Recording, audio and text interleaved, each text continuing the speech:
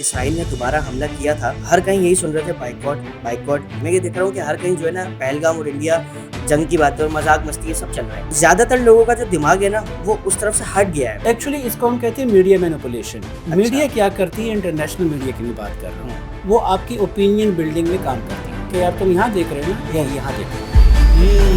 मैं मीम्स देख रहा हूँ बात बात पे ना, लोग मजाक उड़ा रहे हैं। पहले जब जंग का होता था ना तो लोग सीरियस लेते थे, डरते थे। तो ये हमारी कौन सी मेंटल सिचुएशन है कि हमने जब से जंग का सुना है कि वो अटैक कर देगा या हम कर देंगे, हम चिल कर रहे हैं, मजाक कर रहे हैं। एटम बम कोई मजाक नहीं, कोई पटाखा नहीं है। अगर एटम बम कोई भी मुल्क से दूसरे मुल्क पर इस्तेमाल करता है, और ख़ास तौर पर पड़ोसी मुल्क।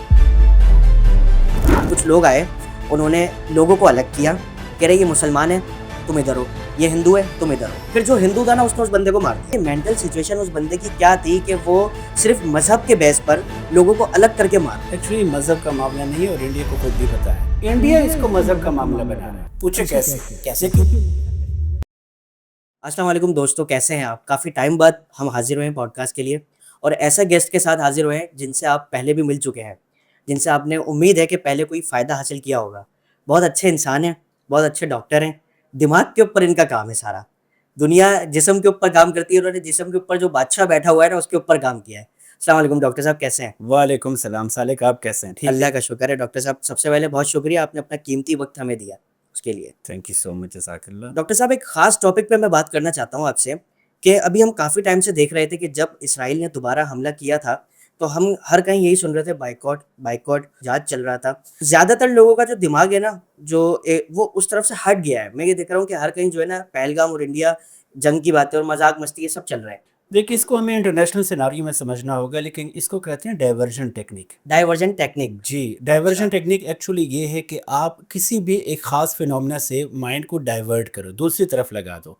हम्म। ज़ाहिर है, पाकिस्तान में इसराइल के ख़िलाफ़ बहुत रैलियाँ और ये चीज़ें निकल रही थी, तो उसका उन्होंने इनको डाइवर्ट करने के लिए जो पूरा का पूरा वाक़या जिस तरीके से उन्होंने ड्रामा किया और वहाँ पे उन्होंने अटैक किया, बहरहाल वो तो उनके मकामी लोगों ने किया है क्योंकि वो नहीं चाहते कि वहाँ पे हिंदू आबाद हो। लेकिन हम्म। ये एक्चुअली इंटरनेशनल सिनारियो में यही है कि मतलब जिस तरीके से हमें पता है कि अमेरिका नहीं चाहता कि चीन के साथ हमारा गवादर का प्रोजेक्ट हो, ये बहुत इंपॉर्टेंट है।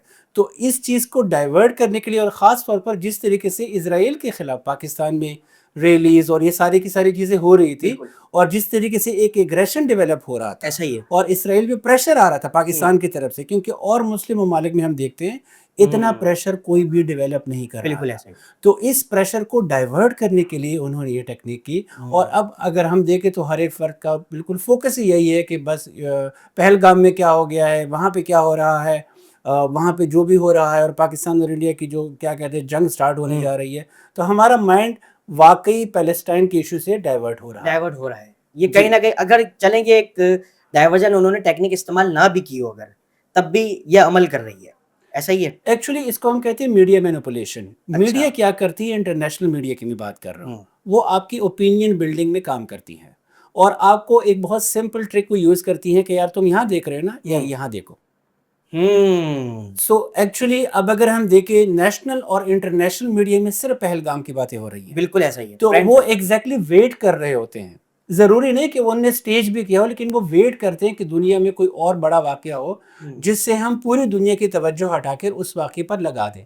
और अभी उन्होंने कंप्लीटली उस पैलेस्टाइन के ख़िलाफ़ जो एक एग्रेशन, या अब हुँ। ये करें कि इसराइल के ख़िलाफ़ सॉरी, जो एक एग्रेशन डेवलप हो रहा था, उसको कम करने के लिए उन्होंने पहलगाम का जो एक सिचुएशन है पूरी स्टार्ट कर दिया, और फिर पाकिस्तान और इंडिया की जंग, और फिर एटॉमिक वॉर, हुँ। और ये डिस्कशन स्टार्ट हुई, जो कि हालांकि कुछ भी नहीं होगा। कुछ भी नहीं होगा। कुछ भी नहीं अच्छा, होगा। ये वाली बात से आपकी मेरे एक ज़हन में बात आ रही है। मैं मीम्स देख रहा हूँ बात-बात पे ना, हम्म। लोग मज़ाक उड़ा रहे हैं। पहले जब जंग का होता था ना तो लोग सीरियस लेते थे, डरते थे। ट्रू। ये हमारी कौन-सी मेंटल सिचुएशन है कि हमने जब से जंग का सुना है कि वो अटैक कर देगा या हम कर देंगे, हम चिल कर रहे हैं, मज़ाक कर रहे हैं। बिल्कुल ऐसे ही है। देखिए, पाकिस्तान के पास भी एटम बम है और इंडिया के पास भी एटम बम हुँ। है।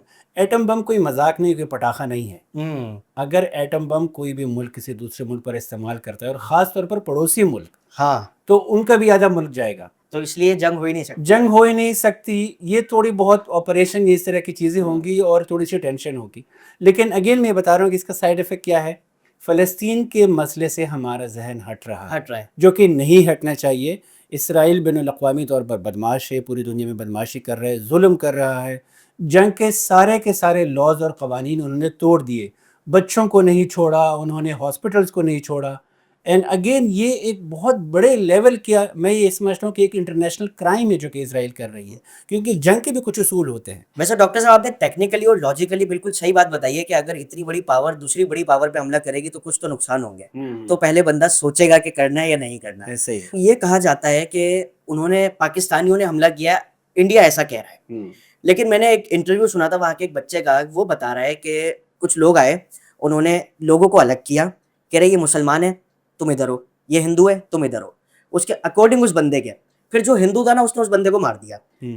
इस पे तो पूरा मुल्क इत्तेफाक करता है कि भाई वो पाकिस्तानी नहीं थे ना, पाकिस्तानी ऐसा काम करते हैं और ऐसा किसी मुसलमान को भी नहीं करना चाहिए। तो आप मुझे ये बताएं कि मेंटल सिचुएशन उस बंदे की क्या थी कि वो सिर्फ मजहब के बेस पर लोगों को अलग करके मार रहा है। एक्चुअली मज़हब का मामला नहीं है और इंडिया को खुद भी पता है ये मजहब का मामला नहीं है। मज़हब का मामला नहीं है, इंडिया इसको मज़हब का मामला बना रहा है। पूछे कैसे? कैसे? देखिए, मकबूजा कश्मीर में पहले वहाँ पे मेजॉरिटी जो मुसलमान थे आबाद थे, मेजोरिटी मुसलमान मेजॉरिटी मुसलमान थे।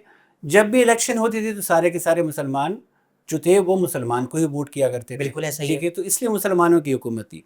इंडिया ने ये किया कि एक नया कानून पास किया कि अब जो हिंदू है वो किसी भी जगह पे जाके प्रॉपर्टी ले सकते हैं और आबाद हो सकते हैं।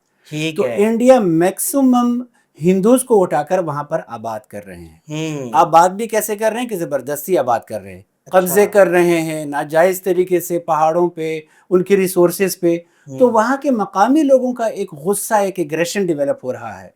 तो इसलिए वो जो बोले ना कि हिंदू और मुसलमान को अलग किया और वो उसको टारगेट कर रहे हैं। पहली चीज, पाकिस्तान ने हमला इसलिए नहीं किया क्योंकि वहाँ के मकामी लोगों ने इनकी जिम्मेदारी खुद कबूल की है कि हमने ये हमला किया है। और क्यों किया है? हिंदू हम यहाँ पे नहीं चाहते कि आबाद हो, क्योंकि ये हमारे वसाइल पर कब्जा कर रहे हैं। और सिंपल क्या होगा, जब मैक्सिमम हिंदू आपके, यानी इंडिया की पॉलिसी की मैं बात कर रहा हूँ, अगर मैक्सिमम हिंदू वहां पे आबाद होते हैं, अब जब वहां पे वोटिंग होगी तो मैक्सिमम हिंदू वोट किसको करेंगे? हिंदुओं को। तो इंडिया के पास एक लॉजिक होगी कि देखें यहाँ पे बहुत सारे हिंदू हैं और वो हिंदुओं को ही वोट कर रहे हैं, हमारी गवर्नमेंट तो बनती है, हम कश्मीर पे काबिज नहीं है, पाकिस्तान ऐसी बातें कर रहा है। तो हिंदू की जो स्ट्रेटेजी वो ये है, इसलिए उस पर ने ऐसे किया। और वो 110% बिल्कुल पाकिस्तानी नहीं था, वो मकामी बंदा है और वो मुसलमान है, लेकिन ये बोल रहा है कि हम नहीं चाहते कि हिंदू यहाँ पे हो और यहाँ पे टूरिस्ट आए और ये लोग हमें किसी भी तरीके से यहाँ पे काबिज हो। ठीक है, तो मतलब इसके जो पीछे की कहानी है वो है कुछ और, बताई कुछ और जा रही है। एग्जैक्टली। जाहिर है, फिर आपने बताया कि मीडिया मैनिपुलेशन और चीजें, इसका इंटरनेशनली लोगों को फायदा ही हो रहा है। इसराइल की तरफ भी लोगों का दिमाग नहीं जा रहा है, लोगों की सोच नहीं जा रही है।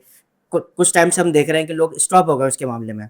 अभी सिर्फ यही वाला मामला चल रहा है कि पहलगाम, पाकिस्तान इंडिया की जंग, तो ये दिमाग को डाइवर्ट किया गया है। दिमाग को डाइवर्ट किया गया और इस पे इसराइल भी इंडिया के साथ शामिल है। अच्छा जी, वो कैसे शामिल है? क्योंकि इसराइल भी नहीं चाहता और अमेरिका भी कि पाकिस्तान में जो ये प्रोजेक्ट है जो चाइना के साथ हमारा सीपेक वाला है ये कामयाब हो। तो वो उसको इसी तरीके से कुछ अजीब किस्म की स्टोरीज बना के और बार बार मीडिया पे इन्हीं खबरों को चला के हमारा माइंड डाइवर्ट कर रहा है। तो ये पूरी की पूरी टेक्निक है जो हमने बात शुरू की थी कि माइंड डाइवर्जन टेक्निक है कि एक अहम मसले से तवज्जो हटाकर किसी ऐसे मसले में, ये इशू में लोगों को फंसा दो ताकि उस पर बात करना शुरू कर दें और रियल इशू से उनकी जो विजन है या नजर है वो हट सके। जैसे जो मेन इशू है वहाँ का वो यही है कि वहाँ के जो मुस्लिम्स हैं वो नहीं चाहते कि उनकी जमीन को खरीद के हिंदुओं की मेजोरिटी वहाँ पे हो। सिंपल बात जाहिर है, उनको आगे का पता है कि इनकी मेजोरिटी आएगी तो इनकी पावर आएगी, फिर वो कुछ नहीं कर सकते। एग्जैक्टली ऐसे ही। Thank you so much doctor साहब, आपके साथ काफ़ी टाइम बाद बैठे, आपने इतनी लॉजिकल और टेक्निकल बातें हमें बताई। उम्मीद है लोगों को इसको सुन के फ़ायदा ही हुआ होगा।